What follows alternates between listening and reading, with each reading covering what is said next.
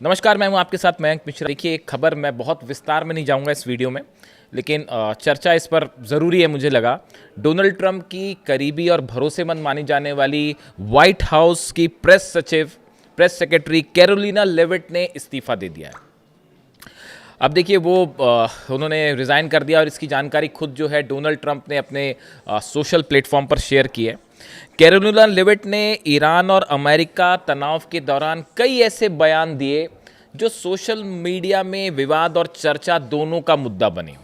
देखिए, चूंकि white house की तरफ से जितने बयान आ रहे थे, वो सारे के सारे बयान जो हैं वो प्रेस सेक्रेटरी रिलीज़ करते हैं ज़्यादातर। तो कैरोलिना लेविट जो है वो अक्सर पत्रकारों के सामने आती हैं और ईरान को लेकर तरह तरह के बयान देती, तो वो हम सब सुनते, मैं भी उन्हें फॉलो करता और सुनता कि भाई क्या कह रही हैं वो।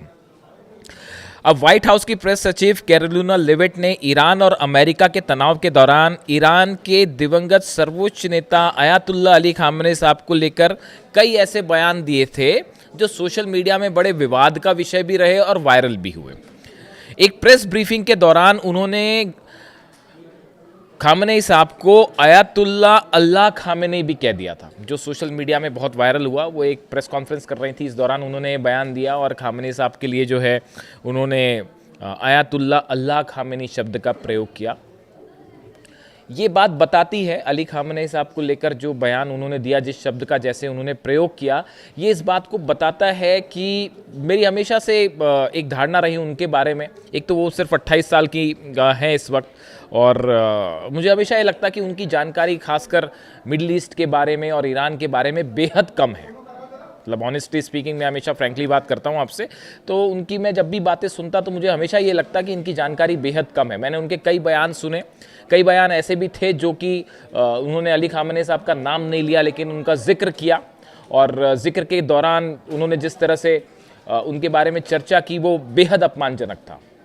मैंने पहले एक बार सोचा भी कि उनके ऊपर वीडियो बनाया जाए, लेकिन फिर मैंने सोचा चलिए छोड़िए, कोई बात नहीं, वो डोनाल्ड ट्रंप की प्रवक्ता हैं व्हाइट हाउस की, तो वो अपना काम कर रही हैं, जो कहा जा रहा है वैसा वो कर रही हैं, तो इसलिए मैंने फिर वीडियो नहीं बनाया इस मुद्दे पर। अब देखिए, फाइनली उन्होंने जो है रिज़ाइन कर दिया है। वो हाल ही में उन्होंने एक बेबी को जन्म दिया है, तो मदर हैं, वो घर का काम सब कुछ करना चाह रही हैं, इसलिए वो अब रिज़ाइन कर रही हैं और शायद 30 तारीख उनका आखिरी वर्किंग डे होगा।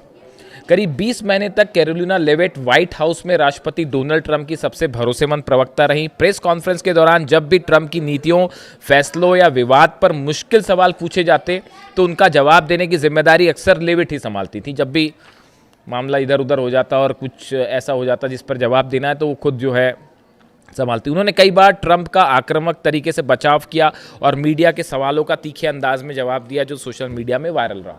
देखिए, उनके जितने वो बयान देते उससे ऐसा लगता कि उनका ख्वाब था कि भाई ईरान को अमेरिका हरा दे, लेकिन कई ख्वाब जो हैं वो कभी पूरे नहीं होते, इसीलिए वो ख्वाब होते हैं, सपने सपने ही रह जाते हैं, कुछ सपने कभी पूरे नहीं होते। तो कैरोलिना लेविट जो है, उनका ये एक सपना रहा होगा कि अमेरिका जो है ईरान को हरा दे और उसके बाद शायद वो प्रेस कॉन्फ्रेंस करें, लेकिन वो ख्वाब पूरी तरह से टूट गया। हुआ उल्टा कि जंग में जीत ईरान गया, जो शायद इन्होंने सपने में भी नहीं सोचा होगा। खैर, तो वो हो सकता है दुखी हो इस बात को लेकर। प्रेस ब्रीफिंग के दौरान पत्रकारों के साथ उनकी कई बार तीखी नोकझोंक हुई, जो सुर्खियों में हुई। काफ़ी वीडियो उनके वायरल हुए, जो जर्नलिस्ट हैं उनके साथ उनकी तीखी नोकझोंक होती। एक प्रेस कॉन्फ्रेंस में उन्होंने सवाल पूछने वाले एक रिपोर्टर को वामपंथी सोच वाला और पत्रकार के नाम पर कलंक कह दिया था। इस बयान को लेकर काफ़ी विवाद हुआ था। एक प्रेस कॉन्फ्रेंस हो रही थी, एक जर्नलिस्ट थे, तो उन्होंने कुछ सवाल पूछा होगा, तो कैरोलिना जो है वो नाराज़ हो गई और उन्होंने उस जर्नलिस्ट को लेफ्ट की सोच वाला यानी वामपंथी सोच वाला कह दिया और पत्रकार के नाम पर कलंक कह दिया, जिसका जो है सोशल मीडिया पे बयान काफ़ी वायरल हुआ और उनकी काफ़ी आलोचना भी हुई थी। लेविट कई बार मेन स्ट्रीम मीडिया पर पक्षपात का आरोप भी लगाती थी। कई बार वो उन्होंने इस तरह के आरोप लगाए। डोनाल्ड ट्रंप भी कई बार ये कहते हैं कि आप बायस हैं, या फेक न्यूज़ करके वो कई बार कहते हैं कई चैनल्स को, तो वो कैरोलिना लेविट भी उस तरह की कई बार आरोप लगाए उन्होंने कई चैनल्स पे, कई पत्रकारों पे कि आप फेक पत्रकारिता करती हैं वगैरह वगैरह। उनका ये कहना कि कुछ मीडिया संस्थान ट्रंप सरकार के खिलाफ एजेंडा चलाते हैं, ये कई बार उनकी तरफ से बयान आए कि जो है ट्रंप को बदनाम करने की कोशिश हो रही है, इस तरह के भी उनके बयान हैं। और उन पर ये भी आरोप लगते थे कई बार कि पत्रकारों के सवाल से बचने के लिए वो पत्रकारों पर जो है व्यक्तिगत एलिगेशंस लगाती हैं। इस तरह की भी खबरें कई जगह छपी हैं। उनका एक और फैसला जो था वो बड़े विवादों में रहा। ये उस समय विवादों में आई थी जब एक एजेंसी ने उनको जो है प्रेस पूल से बाहर कर दिया गया था। प्रेस पूल क्या होता है कि डोनाल्ड ट्रंप जैसे एयरफोर्स वन में कहीं ट्रैवल करते हैं, विदेश जाते हैं, तो पत्रकारों का एक ग्रुप उनके साथ जाता है और वो उन विजिट से संबंधित, ट्रंप से संबंधित सारी खबरों को छापता है या दिखाता है अपने चैनल्स में।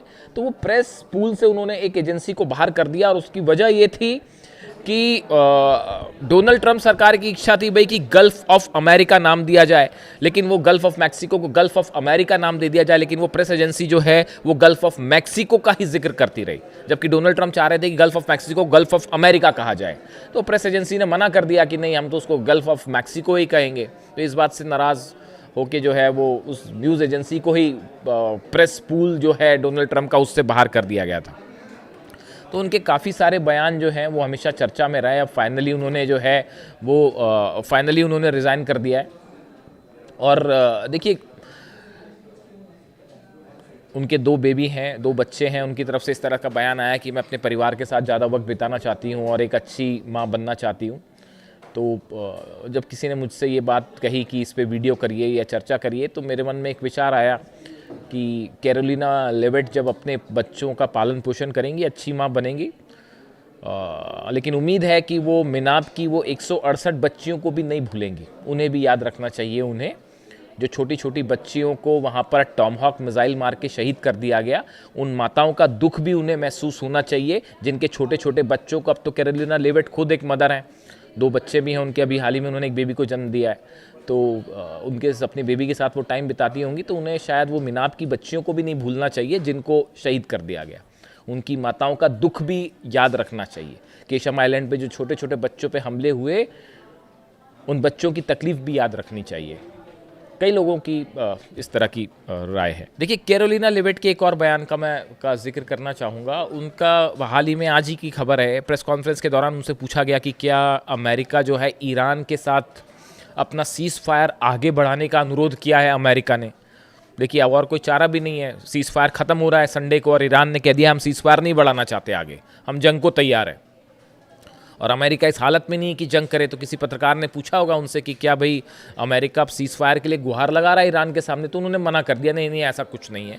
और एक और उनका बयान आया है कि हम ईरान को किसी हालत में न्यूक्लियर कैपेबल और न्यूक्लियर बॉम्ब नहीं बनाने देंगे। अब कैसे रोकेंगे वो पता नहीं, लेकिन अब वो प्रवक्ता हैं चूँकि, तो इस तरह के बयान देना स्वाभाविक है। तो अब हालात ये हैं कि सीज़ फायर मामला फंसा हुआ है। इस पर मैं किसी अलग वीडियो पे बात करूँगा। लेकिन फिलहाल कैरोलिना लेविट जो है वो अब इस महीने के आखिरी के बाद जो है वो व्हाइट हाउस की प्रवक्ता के रूप में नहीं नज़र आएंगी और वो अपनी पार्टी के लिए काम करती रहेंगी और एडवाइस करती रहेंगी डोनाल्ड ट्रंप को। तो फिलहाल उनका कार्यकाल बतौर सेक्रेटरी प्रेस सचिव व्हाइट हाउस जो है अब वो नहीं रहेंगे और अपने पद से उन्होंने इस्तीफ़ा दे दिया। इस वीडियो में इतना ही। कमेंट करके बताएं वीडियो कैसा लगा। Thank you so much.